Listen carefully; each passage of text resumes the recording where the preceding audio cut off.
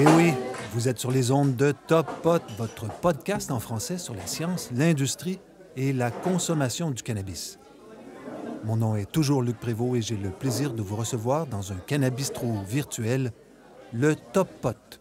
Bienvenue chez vous. Top Pot ne donne aucun conseil. Consultez votre médecin, votre pharmacien, votre avocat, votre journaliste préféré, le législateur ou la personne de science de votre choix. Aucun des auteurs, contributeurs, commanditaires, administrateurs, toute autre personne liée à Top Pot ne peut être tenu responsable de quelque manière que ce soit de votre utilisation de l'information contenue dans le podcast. Vous allez bien? Le chanvre est bon par chez vous? Avant de se lancer dans l'épisode de cette semaine, un bref retour sur l'épisode 105 intitulé « François-Michel Lambert, le député des aspirations interdites ». 2 jours après la diffusion de l'épisode, le député français Lambert a finalement décidé de ne pas se représenter à la législative qui aura lieu dans quelques semaines. Sur Twitter, dans une enfilade de tweets, il a évoqué sa carrière et pour imager son implication pour la légalisation du cannabis en France, il a utilisé le visuel que j'avais créé pour les réseaux sociaux. Et boum! Il y a eu des tonnes de partages. Merci beaucoup, Monsieur Lambert. Une belle nouvelle carrière. OK. Aujourd'hui, on discute de créativité et de cannabis. Et quand vient le temps de parler de pot et de créativité, qui surgit systématiquement? Steve Jobs, évidemment. Pourquoi? Simplement parce qu'un jour, il aurait déclaré « La meilleure façon de décrire l'effet de la marijuana et du hashish est de dire qu'ils me rendent détendu et créatif. » Évidemment, demander à un drop-out ce qu'il pense d'un sujet précis ne le transforme pas en expert. J'en entends déjà dans le fond du café qui disent « Et Bill Gates! » Bill Gates est aussi un drop-out que les journalistes aiment citer sur des sujets aussi variés que le dernier virus à la mode ou le futur de l'être humain en passant par la malaria. Alors les gens riches et célèbres ne sont pas plus intelligents. Les journaux les adorent, car leurs déclarations convenues, en général, remplissent de l'espace jour après jour, alors qu'un expert pointu sur la malaria, sujet qui intéresse aussi M. Gates, est une matière moins souple et moins sexy. Et nous, comme citoyens, les Bill Gates de ce monde nous intéressent car on aimerait qu'ils nous offrent des recettes faciles à appliquer. Genre Brian Wilson des Beach Boys, qui a toujours dit que sans la marijuana, il n'aurait jamais pu écrire son album phare Pet Sound. Monsieur Wilson n'est pas le meilleur exemple, par contre, hein? Il s'est enfoncé dans l'abus de substances et il vient de réémerger après une quinzaine d'années. Et il semble être de nouveau créatif, à défaut d'être encore original. On va y revenir. Pas à M. Wilson, mais à l'originalité versus la créativité. Si la consommation de cannabis améliore vraiment la créativité, il y a un faisceau d'intérêts en jeu. Oui, enjeux théoriques, enjeux psychologiques, enjeux culturels, enjeux économiques et finalement enjeux politiques. Alors aujourd'hui, ensemble, on va s'intéresser à ce que la science dit sur le lien entre la créativité et la consommation du cannabis. On va examiner certains concepts modernes comme l'hyperamorçage et d'autres plus anciens. Car personne n'a attendu la légalisation canadienne pour expérimenter avec des drogues afin de stimuler la créativité. Mais avant d'aller plus loin, on doit s'entendre ou tenter de se comprendre sur ce qu'est la créativité. Mon dictionnaire affirme qu'il s'agit d'un pouvoir de création, d'invention, d'imagination. La page Wikipédia, elle, du mot créativité, contient plus de 4500 mots pour tenter de décrire la simple notion de créativité. Juste un instant. Oui, MJ est pas loin. Hé, MJ! Ouais. Ouais, on parle de créativité aujourd'hui. OK. Mon habituel, s'il te plaît. OK, je disais quoi? Ah oui, la créativité, la définition wiki de la créativité. Là, je cite. Opérationnellement, la créativité d'un individu est sa capacité à imaginer et à produire une grande quantité de solutions, d'idées, de concepts permettant de réaliser de façon efficace puis efficiente et plus ou moins inattendue un effet ou une action donnée. Fin de la citation. Inutile de dire qu'il s'agit d'un terrain miné. On va voir pourquoi dans quelques secondes. Inventer des choses est un événement, somme toute, assez rare. En général, on améliore une chose qui existe déjà. Il y a vraiment peu ou pas d'inventions ou de solutions qui jaillissent de nulle part. Le plus bel exemple est encore une fois Steve Jobs, qui a volé ou emprunté la plupart des grands concepts de la société Apple. Tout cela est évidemment bien documenté. Votre esprit ne veut pas me croire? Eh bien, permettez-moi de vous présenter un exemple moins récent, mais beaucoup plus universel. Les fables de La Fontaine, vous connaissez? Moi, toute ma jeunesse, c'était La Fontaine par ici, La Fontaine par là. Le monsieur qui a tout inventé pour mieux nous expliquer la vie en utilisant des animaux pour singer le comportement humain. Eh bien, La Fontaine, oui, j'ai dû attendre d'être adulte pour le savoir, La Fontaine a donc largement pioché ou volé les fables d'Ésope écrites 25 siècles plus tôt. À l'époque, on ne parlait pas de plagiat, mais d'emprunt ou d'inspiration. En 2022, La Fontaine serait définitivement accusé de plagiat. Là aussi, il y a des débats d'école stratosphériques. Un peu comme le plagiat évident de la chanson Stairway to Heaven que la justice américaine refuse de reconnaître. Puis, il y a aussi toutes les variations de la créativité. On dit de certaines stars du football qu'elles sont créatives. On parle aussi de créativité en entreprise. Et oui, vous voyez le genre. Une vision analytique greffée à un mode de pensée atypique doublé d'une capacité d'observation et synthèse hors du commun avec, pour le dessert, une capacité d'entreprendre remarquable. on dirait une annonce pour un employé de la SQDC. Puis, il y a la vraie science. Un vrai gouffre. Le fameux down the rabbit hole. Je n'ai pas trouvé d'expression québécoise similaire. J'ai bien vu la descente dans le terrier du lapin, mais c'est pas pareil. Donc, d'abord, il y a une histoire de la définition de la créativité. Des recherches, des papiers, des thèses, des séminaires, des bourses même. Et il y a aussi une histoire de ce qu'est une définition standard. Qu'est-ce qui fait qu'une définition standard est reconnue? C'est important en science, une définition standard.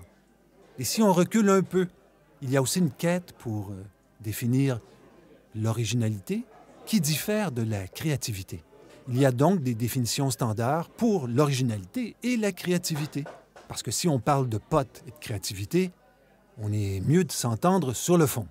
Et la définition standard de l'originalité date de 1955 et a été produite, rédigée et conçue par un gars qui s'appelle Frank Barron. Voici grosso modo ce qu'il dit. Le premier critère d'une réponse originale est qu'elle doit présenter une certaine rareté déclarée dans le groupe particulier étudié. Un exemple familier de cela dans la pratique psychologique est la définition d'une réponse originale aux taches d'encre du test de Rorschach. L'exigence étant que la réponse, dans l'expérience de l'examinateur, ne doit pas se produire plus d'une fois sur 100 examens. Il y a donc un phénomène de rareté. Un deuxième critère qui doit être rempli pour qu'une réponse soit qualifiée d'originale est qu'elle doit, dans une certaine mesure, s'adapter à la réalité. L'intention de cette exigence est d'exclure les réponses peu communes qui sont simplement aléatoires ou qui procèdent de l'ignorance ou de l'illusion. Fin de la traduction de la définition de M. Frank Barron de l'originalité. C'est bien, hein? Son document original, évidemment, est dans les notes de l'épisode. Je viens de partager la définition standard de l'originalité. Et la créativité, Luc? OK, c'est maintenant. La définition standard de la créativité vient de Morris Stein. Morris, M-O-R-R-I-S. Et elle date de 1953. Plus ou moins texto de l'anglais. On peut faire ensemble une expérience mentale si ça vous amuse. Imaginez que l'on discute de créativité dans le contexte de la cuisine. De vos plats, par exemple, que vous préparez pour un repas exceptionnel. Donc voici la définition standard de la créativité de Morris Stein. L'œuvre créatrice est une œuvre nouvelle qui est acceptée comme défendable, utile ou satisfaisante par un groupe à un moment donné. Par nouveau, j'entends que le produit créatif n'existait pas auparavant sous la même forme. La mesure dans laquelle une œuvre est une nouvelle dépend de la mesure dans laquelle elle s'écarte de la tradition ou du statu quo. Cela peut dépendre de la nature du problème auquel on s'attaque, du fond des connaissances ou d'expériences qui existent dans le domaine à ce moment-là, et des caractéristiques de l'individu créatif et de celles des individus avec lesquels il communique. Souvent, dans l'étude de la créativité, on a tendance à se limiter à l'étude du génie parce que la distance entre ce qu'il a fait et ce qui a existé est assez marquée. En parlant de créativité, il est donc nécessaire de distinguer les cadres de référence internes et externes. Fin de la citation. Je tiens à faire remarquer immédiatement qu'une définition standard n'est pas une limite à la liberté de penser. Mais tu es mieux de te lever très tôt et d'être très créatif pour convaincre le reste de la planète, qui, elle, a accepté cette définition standard. Évidemment, notre questionnement en soulève d'autres. Est-ce que la créativité est la même dans toutes les cultures? Plein d'universitaires s'intéressent au sujet. On sait aussi que les Autochtones de toutes les régions du monde ont toujours expérimenté avec des substances multiples et diverses pour avoir accès à d'autres perspectives. Différentes drogues impliquent peut-être différentes créativités. J'ai eu le privilège de faire de l'ayahuasca au Brésil dans un dôme géodésique rempli d'une certaine personne. Là-bas, les gens appelaient ça le daime, comme la dîme, quelque chose de religieux dans le truc. Je peux confirmer que les impacts positifs sur ma vie du daime n'ont rien à voir avec les effets du cannabis. Par contre, je ne suis pas en train de créer une hiérarchie des valeurs entre les drogues. Un marteau n'est pas une clé anglaise, et c'est très bien ainsi. La créativité est aussi ce que d'autres nomment pensée productive, pensée inventive, pensée divergente, pensée latérale. Et là, je pense à Édouard de Bono, qui a écrit des livres dans les années 80, il me semble. Ou tout simplement l'imagination. Rien de scientifique dans tout ça, mais la poésie est une forme pure de créativité. Alors pourquoi s'en priver entre nous? Sur Top Pot, par contre, on va tenter d'utiliser les définitions standards. Pourquoi un tel intérêt académique sur un produit mal aimé? Sûrement parce que le sujet est intéressant. Parce que l'industrie du recrutement aussi, hein? En 2022, la détection des esprits non créatifs peut être désirable pour certains emplois. Gardien de but me vient immédiatement à l'esprit. Et les esprits créatifs dans le contexte d'une planète en pleine surchauffe, ça pourrait valoir également très, très cher. Donc, l'industrie du recrutement doit fondamentalement s'intéresser à ce concept. OK, si je résume bêtement, et c'est mon droit, la créativité exige à la fois une dose d'originalité et une dose d'efficacité. Mais la science, certaines études en tout cas, affirment que le cannabis n'a pas ce genre de propriétés qui aiderait à être créatif.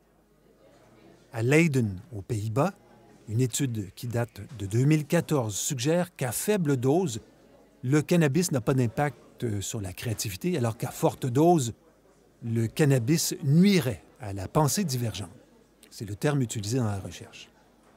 Mais pour assurer celles qui ont commencé à crier dans le fond du café, je vais immédiatement citer Carl Sagan, un scientifique, un astronome américain très populaire à une époque, qui a largement parlé de son utilisation du cannabis. Et là, je le cite dans la mesure du possible texto. Je trouve que la plupart des idées que je trouve quand je suis défoncé concernent des questions sociales, un domaine de recherche créative très différent de celui pour lequel je suis généralement connu. Je me souviens d'une occasion où, en prenant une douche avec ma femme, alors que j'étais défoncé, j'ai eu une idée sur les origines et les invalidités du racisme en termes de courbes de distribution gaussienne.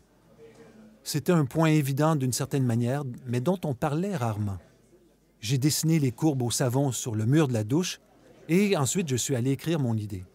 Une idée en a amené une autre et au bout d'une heure de travail extrêmement difficile, j'ai découvert que j'avais écrit 11 courts essais sur un large éventail de sujets sociaux, politiques, philosophiques et biologiques.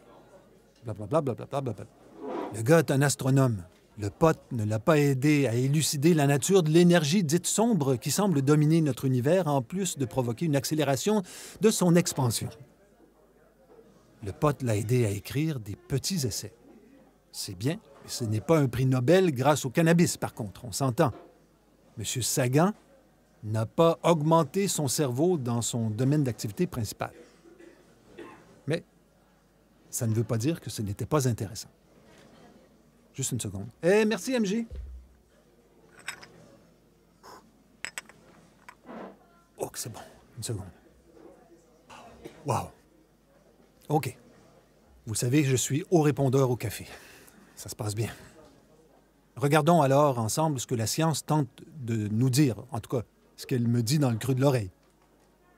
Alors, une première étude a attiré mon attention. Son titre parle de lui-même. Inspired by Mary Jane, Mechanisms Underlying Enhanced Creativity in Cannabis Users. En français, in French, inspiré par Marie-Jeanne, les mécanismes qui sous-tendent une créativité accrue chez les consommateurs de cannabis. L'auteur principal est Emily LaFrance. Émilie LaFrance. L'étude date de 2017. Un classique. Et évidemment, les curieuses vont trouver un lien dans les notes de l'épisode.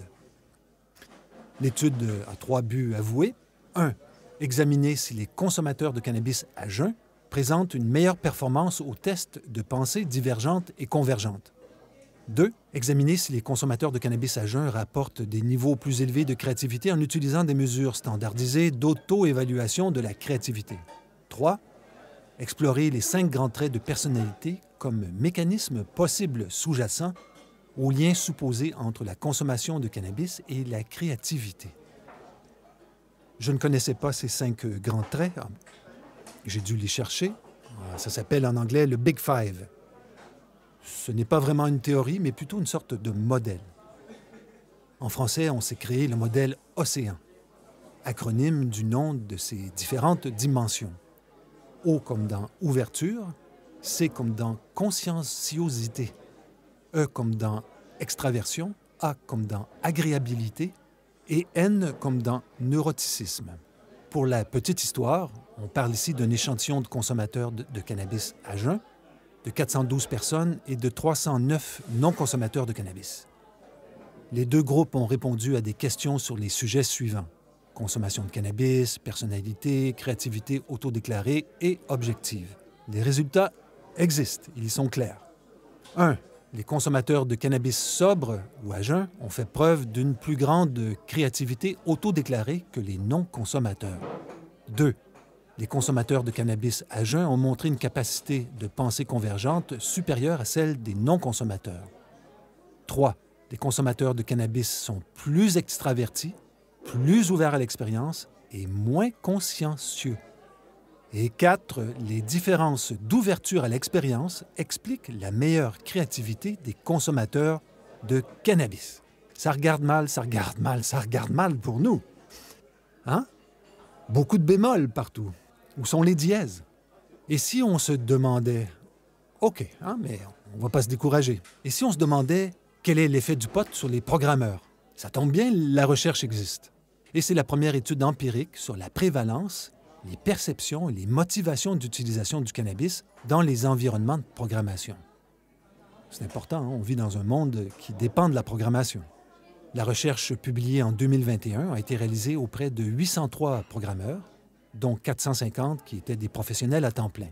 Ils ont été recrutés dans les communautés de programmation des logiciels libres, des universités et des médias sociaux. Les résultats? À première vue, cela semble à un enfonçage de porte ouverte. 1. Certains programmeurs consomment régulièrement du cannabis tout en programmant.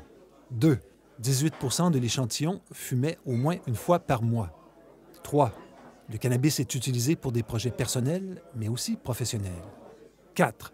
On fume pour une amélioration perçue des compétences liées à la programmation plutôt que pour des raisons médicales. Et 5. Tous les employés consomment du cannabis à des taux similaires malgré les différences de perception et de visibilité du cannabis. Rien de super étonnant, n'est-ce pas? Je vous l'avais dit. Mais, les politiques antidrogue de l'industrie du génie logiciel entrent en collision avec cette consommation, qui devrait augmenter dans les prochaines années. 29 % de l'échantillon a déclaré avoir passé un test de dépistage de drogue pour un emploi lié à la programmation. Cette pratique de dépistage, en période de pénurie de travailleurs et de travailleuses, peut ralentir une industrie fondamentale dans notre monde moderne. Il y a donc des choses à faire pour enligner les deux situations. En savons-nous plus sur le duo créativité et cannabis? Pas vraiment. Par contre, en termes de perception, il semble pour certains programmeurs qu'une causalité existe. On a progressé. Mais entre une corrélation et une causalité, il y a un monde. Et je pense que ce monde n'existe pas encore pour les programmeurs qui se croient plus créatifs sous l'influence du cannabis. Par contre, on sait aussi que beaucoup de gens se trouvent plus drôles après avoir consommé du cannabis, ou certains se trouvent drôles, tout simplement. Vous le savez aussi bien que moi, ce n'est pas souvent le cas ou ce n'est pas toujours le cas. Une autre étude d'Émilie Lafrance apparaît en 2021. Heads in the Clouds. Cannabis users' creativity in the new venture ideation depends on their entrepreneurial passion and experience. In French, la tête dans les nuages, la créativité des consommateurs de cannabis dans l'idéation de nouvelles entreprises dépend de leur passion et de leur expérience entrepreneuriale. L'hypothèse derrière la recherche est simple. Les consommateurs de cannabis génèrent des idées qui sont plus originales, mais moins réalisables par rapport aux non-consommateurs. Vous vous souvenez de la définition standard de la créativité, La créativité exige à la fois une dose d'originalité et une dose d'efficacité.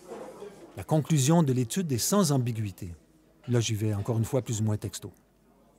L'originalité accrue et la faisabilité réduite des idées des consommateurs de cannabis ont fait surface dans la mesure où ils avaient une passion entrepreneuriale pour l'invention et ont diminué proportionnellement à leur expérience entrepreneuriale. Fin de citation. Cela veut dire que la qualité des idées, leur faisabilité, ne dépend pas de la dose, mais de l'expérience personnelle des sujets de l'étude. Garbage in, garbage out. Des entrepreneurs, des programmeurs, c'est bien. Et si on regardait ce qui se passe à l'université? Trouvez une revue de la littérature dans une étude qualitative intitulée « Influence réflexive et non réflexive sur la consommation de cannabis chez les étudiants de premier cycle ». Ainsi, près de 40 des étudiants universitaires américains consomment du cannabis. L'étude s'est intéressée à la contribution simultanée des processus réflexifs et des processus non réflexifs. En gros, les processus réflexifs sont ceux qui produisent l'action par une délibération, une volonté consciente, tandis que les processus non réflexifs sont ceux qui incitent automatiquement au comportement. Les conclusions de la revue de littérature sont nombreuses. L'intoxication au cannabis favorise la pensée divergente, c'est-à-dire la capacité de voir des liens entre des concepts éloignés et de révéler quelque chose de nouveau. Mais, la consommation de cannabis altère en même temps la pensée convergente, c'est-à-dire la capacité de raisonner sur la base d'une inférence logique. Ici, le mot « inférence » est important. Selon mon dictionnaire, il s'agit d'une opération logique qui consiste à admettre une vérité en fonction de sa liaison avec d'autres vérités déjà admises. Ça nous ramène aux définitions standards. C'est à ça qu'elles servent. Chaque définition est une brique et à la fin, on se retrouve avec quelque chose, un mur, une maison ou une construction mentale. Mais pourquoi discutons-nous de ce genre de choses aujourd'hui? Dans le contexte sportif, tout le monde comprend les avantages d'un bon programme de doping. Le but est de physiquement devenir un surhumain. Mais vous et moi, ne consommons-nous pas du cannabis pour des raisons similaires, comme dans le but de mieux penser ou de penser différemment? Voici donc, la table est mise, le contexte de la neuroamélioration, le monde des drogues de performance pour l'esprit. Un consommateur de cannabis trouve accès à d'autres perspectives. Ce point de vue différent, comme celui d'un chaman dans d'autres cultures, peut constituer une forme d'augmentation humaine. Et l'étude des consommateurs de cannabis, avec entre autres le concept d'amorçage, ouvre la porte à une meilleure compréhension des différents mécanismes cognitifs en action. J'ai trouvé une étude intitulée « L'hyperamorçage chez les consommateurs de cannabis », une étude naturaliste des effets du cannabis sur la fonction de la mémoire sémantique. Je pourrais commencer à faire débouler les définitions standards qui étayent toute cette discussion. Mais ce n'est pas le but de l'épisode. Rapidement, tout de même, La mémoire sémantique, c'est tout ce qu'on n'a pas oublié après une amnésie, suite à une commotion, par exemple. Et le pot, parce qu'il affecte la mémoire, est étudié dans ce contexte. Je vous donne un exemple d'amorçage. Je vous montre une photo avec un contenu complexe une première fois. Si je vous la montre une deuxième fois, vous comprenez que vous serez en mesure de la reconnaître beaucoup plus rapidement que la première fois. Une personne exposée à la photo a donc été amorcée positivement la première fois qu'elle a été en contact avec l'image. Je pense que ça aide comme explication. Le cannabis est la drogue illicite la plus populaire au monde, c'est un fait. Cela fait partie de l'intérêt de mesurer ses effets. Une étude a testé la mémoire sémantique de 36 consommateurs de cannabis sous influence. Les 36 consommateurs ont de nouveau été testés à jeun, tout en étant comparés à 38 témoins non consommateurs de drogue. Eh bien, sous l'influence du cannabis, les consommateurs ont démontré une augmentation de l'amorçage sémantique automatique et des symptômes schizotypiques par rapport aux témoins. Les témoins, c'est les non-consommateurs de drogue.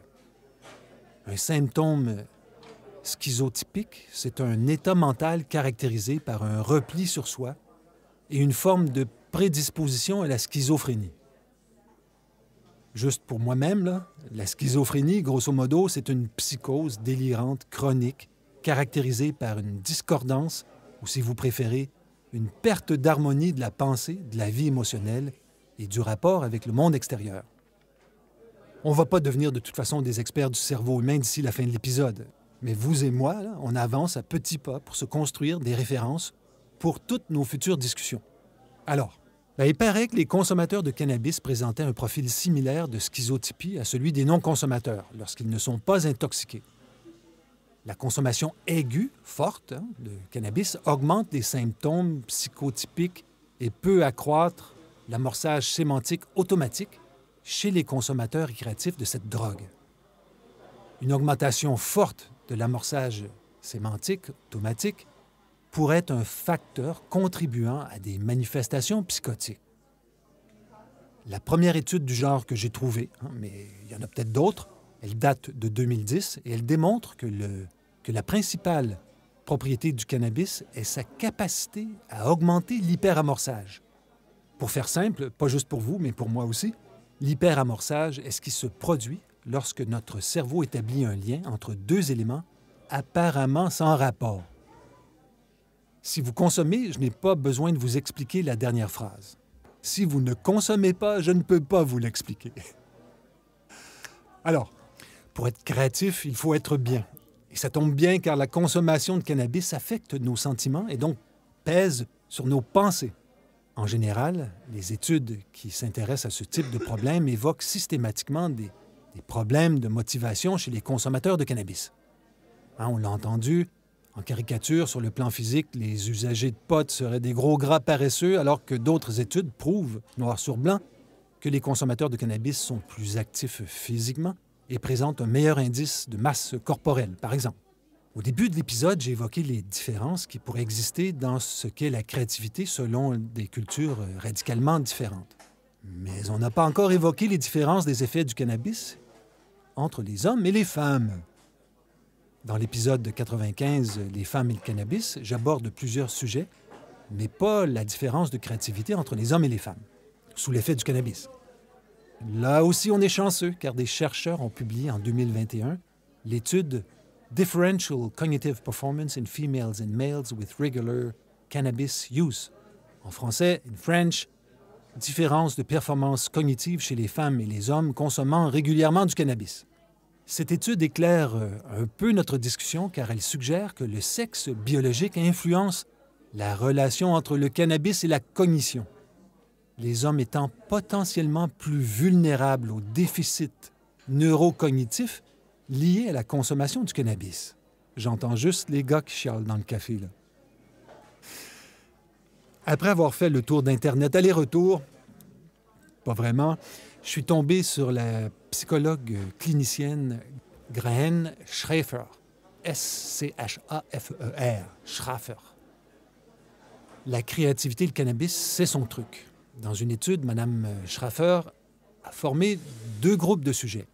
Des sujets à faible créativité, autodéclarés, et d'autres à forte créativité, autodéclarés. Un test de fluidité verbale est ensuite proposé aux deux groupes, d'abord sobres et ensuite sous l'influence du cannabis. Après une semaine de consommation, le groupe catalogué comme faible avait rejoint le niveau du groupe forte créativité. Par contre, les groupes des forts en créativité n'ont pas amélioré leur performance après une semaine. Que faut-il en comprendre? Les personnes qui se considéraient comme peu créatives trouvent des avantages réels dans l'usage du cannabis. Le groupe qui se considérait comme plus créatif n'a pas amélioré ses performances, mais elles n'ont pas diminué non plus.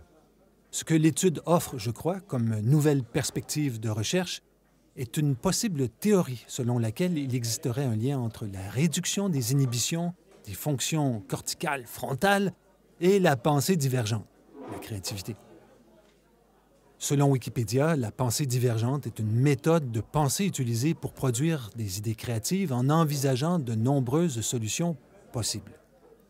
Ce concept est souvent utilisé en conjonction avec la pensée convergente, qui suit, elle, un ensemble particulier d'étapes logiques pour parvenir à une solution. Il est quelle heure, là? Oh, c'est l'heure. Juste une seconde. Hé, MJ! Merci pour tout. À la semaine prochaine. Bye. OK, je me ramasse. Est-ce que le cannabis rend plus créatif? La réponse facile est non. La réponse difficile est plus complexe. Si le buzz du cannabis pour un consommateur régulier est différent à chaque fois à cause de l'homéostasie du cannabis, il serait donc normal que la créativité d'une personne varie d'une fois à l'autre. Alors, en gros, voici maintenant ce que je comprends des effets du cannabis sur la créativité. 1. La culture peut influencer sur ce que l'on croit être créatif ou pas créatif. 2. Les hommes et les femmes réagissent différemment au cannabis en termes de potentiel créatif. 3. L'état d'esprit, je suis créatif, je suis pas créatif, a un impact sur la perception de la créativité accrue suite à la consommation du cannabis. 4. La quantité consommée a un impact sur la créativité. Un peu, il paraît que ça fonctionne. Trop, c'est moins bon. 5. Et là, c'est une ovni, une opinion vulgaire non informée. Je crois que le sens du terme créativité utilisé dans chacune des recherches n'est pas le même, ce qui implique que les chercheurs ne mesurent pas obligatoirement la même chose. Ce qui complique donc notre synthèse. Et 6, finalement, fait indéniable, beaucoup de gens qui consomment du cannabis croient être plus créatifs sous influence. Évidemment, la tâche à effectuer sous influence doit avoir été préalablement apprivoisée. Je vous donne un exemple. Beaucoup de joueurs de football américain sont incapables de jouer à jeun. Quand je dis à jeun, je veux dire sans fumer ou prendre d'autres substances. Mais moi, je serais incapable de jouer au foot, car je n'ai aucun référent personnel dans ce sport. Faire du vélo, pas de problème, parce que j'ai fait des saisons de 30 000 km. Donc, rouler en vélo, c'est plus simple pour moi que de marcher. Soudainement, je me rappelle cette histoire de Doc Ellis, un lanceur au baseball américain, qui a réussi un match parfait, donc sans point ni coup sûr, sous l'influence d'un trip de mescaline. Si on demandait aux mêmes personnes d'être efficaces dans un autre sport, les résultats, c'est sûr, seraient catastrophiques. Et voilà, c'était le 106e épisode de Top Pot. Questions, commentaires, critiques, n'hésitez pas à m'écrire. lucprévost@hotmail.com. Je vous remercie pour votre écoute, vos partages et vos suggestions. Allez, bonne semaine, beaucoup de bien-être et bon change.